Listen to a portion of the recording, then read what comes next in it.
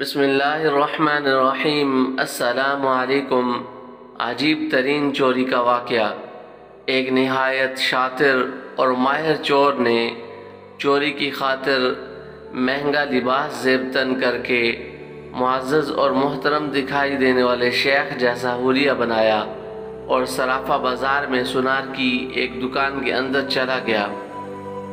Sonar نے جب اپنی دکان میں وضاحت سے نہایت ہی رئیس اور محترم دکھائی دینے والے شیخ کو دیکھا جس کا نورانی چہرہ چمک رہا تھا، تو سونار کو ایسا لگا جیسے اس کی دکان کے بھاگ جاگ اٹھے ہوں۔ اسے پہلی بار اپنی چھوٹی سی دکان کی عزت و وقار میں اضافے کا احساس ہوا۔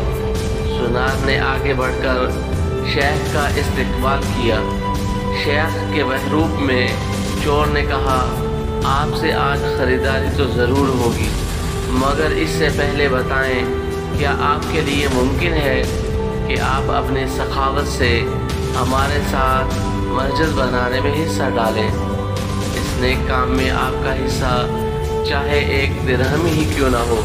سونار نے چند درہم شیخ کے حوالے کیے ہی تھے کہ اسی اثنا میں ایک لڑکی جو در حقیقت چور کی ہم پیشہ تھی دکان میں داخل ہوئی اور سیدھی شیخ کے پاس جا کر اس کے ہاتھوں کو بوسہ دیا اور التجائیہ لہجے میں اپنے اور اپنے اہل و عیال کے لیے خیر و برکت کی دعا کے لیے کہا۔ سونار نے جب یہ منظر دیکھا تو اس سے رہا نہ گیا اور معذرت خواہانہ لہجے میں کہنے لگا، اے محترم شیخ، لا علمی کی معافی چاہتا ہوں، مگر میں نے آپ کو پہچانا نہیں ہے۔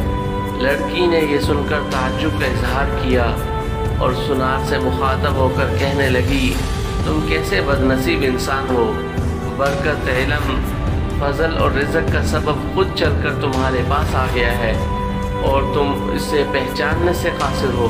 لڑکی نے شیخ کی طرف اشارہ کرتے ہوئے کہا کہ یہ فلاں علاقے کے مشہور اور معروف شیخ ہیں جنہیں اللہ تعالیٰ نے کثرت علم، دولت کی فراوانی اور ہر قسم کی دنیاوی نعمتوں سے مالا مال کر رکھا ہے۔ انہیں انسانوں کے بھلے کے علاوہ کسی چیز کی حاجت نہیں ہے۔ لوگ ان کی ایک جھلک دیکھنے کے لیے بےتاب رہتے ہیں۔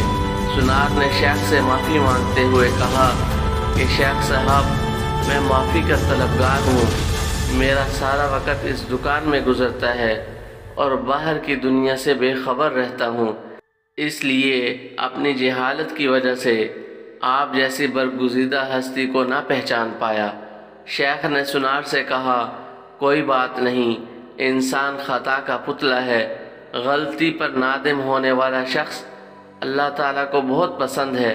تم ایسا کرو، ابھی میرا یہ رومال لے لو اور 7 دن اس سے اپنا چہرہ پوچھتے رہو۔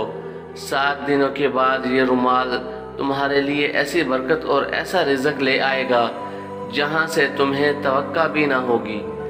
جوہری نے پورے ادب اور احترام کے ساتھ رومال لیا، اسے بوسہ دیا، آنکھوں کو لگایا اور اپنا چہرہ پوچھا تو ایسا کرتے ہی وہ بے ہوش ہو کر گر پڑا۔ اس کے گرتے ہی شیخ اور اس کی دوست لڑکی نے سونار کی دکان کو لوٹا اور وہاں سے فوراً رفو چکر ہو گئے۔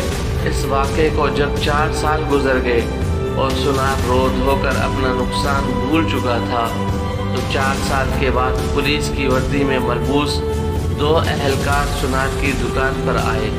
ان کے ساتھ وہی چور شیخ تھا جس کو ہتھکڑیاں لگی ہوئی تھیں۔ سونار اسے دیکھتے ہی پہچان گیا۔ ایک پولیس والا سونار کے پاس آ کر پوچھنے لگا، کیا آپ اس چور کو جانتے ہیں؟ کیونکہ آپ کی گواہی سے ہی قاضی صاحب اسے سزا سنا سکتا ہے۔ سونار نے کہا، کیوں نہیں، اس نے فلاں طریقہ واردات سے مجھے بے ہوش کر کے میری دکان لوٹ لی تھی۔